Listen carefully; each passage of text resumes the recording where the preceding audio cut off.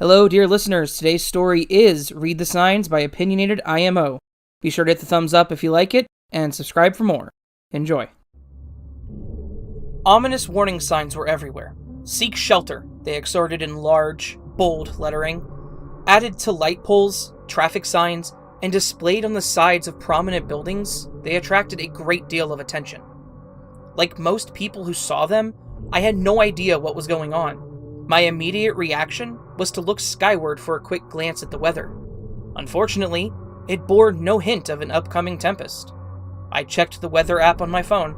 It also failed to explain the cause for alarm. I saw the shared look of confusion on others around me. Whatever malady awaited, it appeared that most of us were blissfully unaware. There was some comfort in knowing they were just as ignorant, but I still wanted to know what was about to happen. It occurred to me that it might be some publicity stunt or a doomsday cult implying that the end is near. The signs themselves were sturdy and well made. That detracted a little bit from my religious cult theory.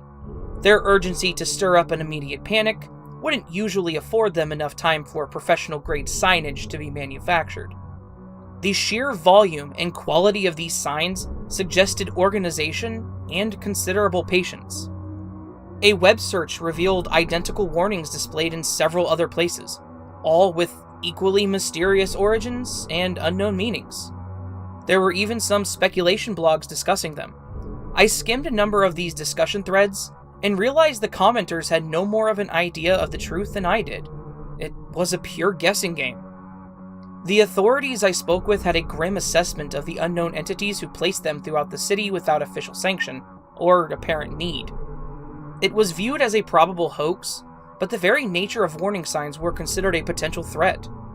It had to be taken seriously and investigated, but the public policy was to downplay the whole thing as a prank. I found it interesting that no one seemed to witness the signs being erected. That alone would have taken a large team to accomplish. How was it that no one noticed them being placed in strategic locations? When I pointed this out on one of the web's speculation threads, it was immediately deleted. I felt like that was very telling. I tried several more times with exactly the same result.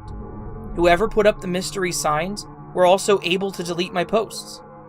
That meant they also had control over the local social media threads. An infinitely larger conspiracy was developing in my head. I tried sharing my thoughts on the matter elsewhere with much the same result. There was definitely an aggressive effort behind the scenes to silence my rising speculation.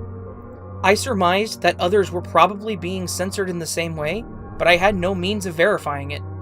As if everything wasn't strange enough, the message on the signs suddenly changed. They went from saying, "Seek shelter," to "Danger, stay alert." It was the exact same signs from before, and none of them were electronic.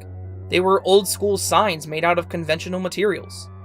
Not only had a secret team of scofflaws erected the original ones without being seen, but now they'd managed to change them to a new message without attracting notice.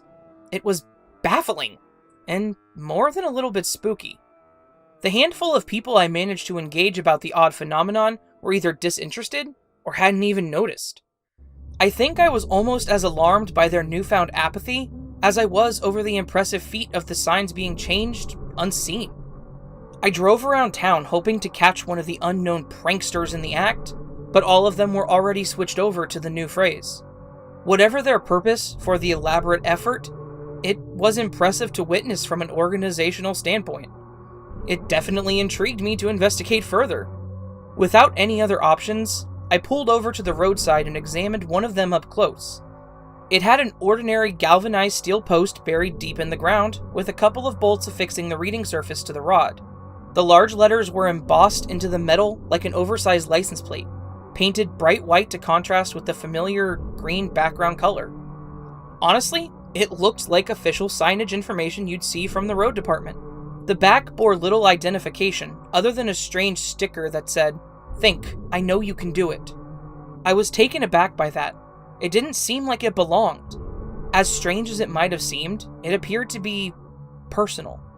I was in deep thought as I pondered its possible meaning while walking back to my car. I sat in the driver's seat for several moments in deep concentration. I searched my thoughts and tried to make sense of it all. To my disbelief, The very sign I had examined intently now bore a brand new message. You are very close. Keep going. It didn't make sense. I was right there. I would have seen any person take down the previous message, and yet somehow it had been changed before my very eyes.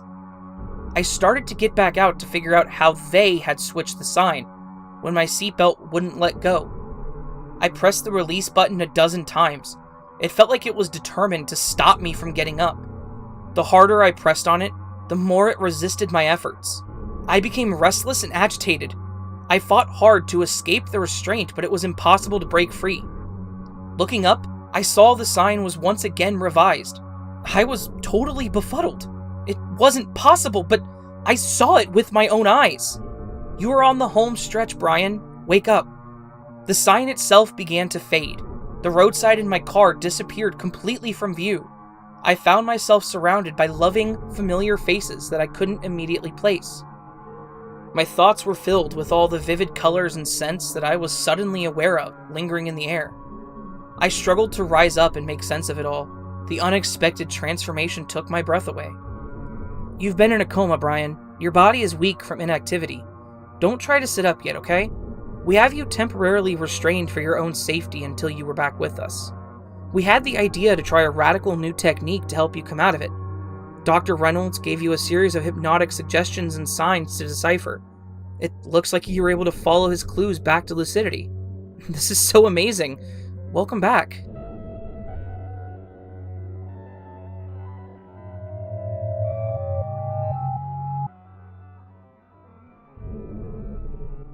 So there is another one that is a fantastic tale, and at the end it pulls us right back into reality, huh?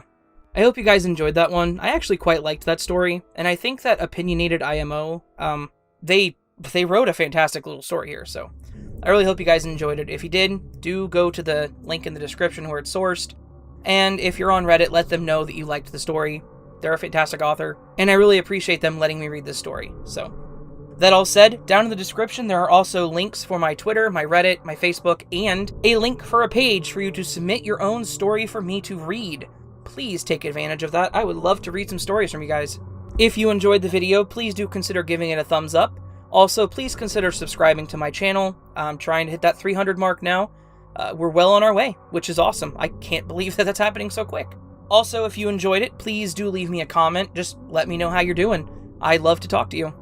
All that said, one more thank you to OpinionatedIMO for letting me read the story, and one more thank you to all of you for listening to my voice and sticking around for my channel. I love you all. Have a fantastic day, and sleep well.